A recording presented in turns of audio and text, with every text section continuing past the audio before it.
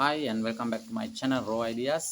වියට්නාම යුද්ධය සම්බන්ධයෙන් කතා කරමු. එතකොට දැන් වියට්නාම යුද්ධය ඇත්තටම තිබ්බේ 1955 ඉඳන් 75 වෙනකල් අවුරුදු 20ක් පමණ තිස්සේ මේ යුද්ධය දිග්ගැසි ගියා.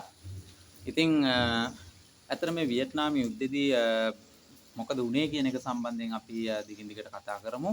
එතකොට දැන් වියට් කොං වරු අර වියට් කොං ගරිල්ලෝ ඒගොල්ලෝ නිර්මාණය කළා විශාල උමම් පද්ධතියක් ඔය වියට්නාම යටින් කිලෝමීටර් 250ක විතර විශාල උමම් පද්ධතියක් ඒගොල්ලෝ ඉදි කළා. මේ උමම් පද්ධතිය ඇත්තටම ගබඩා කාමර, කුස්සි, එතනින් ගියාම රෝහල්, එතනින් ගියාම පාසල් පවා මේවා ඇතුලේ හදලා තිබ්බා මේ උමම් පද්ධතිය ඇතුලේ.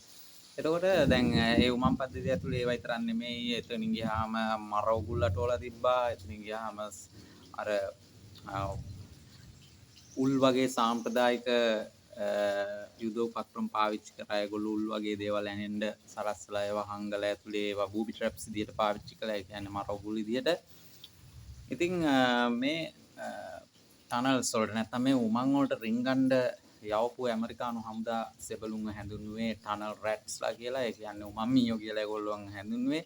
හැබැයි ඉතින් මේ ඇමරිකානු සෙබළුන්ට මුහුණ දෙන්න වුණා ඒ උමම් පද්ධතිය තිබිච්ච අඳුරු ස්වභාවයට. එතනින් ගියාම මර උගුල් වලට ඒ තරම් නෙමේ විසගෝර සර්පයෝ වාසි දාලා තිබ්බා. එතනින් ගියාම සැඟවී සිට පහර දීම් සිදු වුණා. ඉතින් ඇත්තටම ලොකු දුෂ්කරතාවයන් වලට මේ ඇමරිකානු හමුදා සෙබළුන් මේ වියට්නාම් සටනේදී මේ උමම් පද්ධතිය ඇතුළතදී මුහුණ දෙන්න සිද්ධ වුණා. අපි මේ ගැන තවදුරටත් කතා කරමු. Thank you for watching.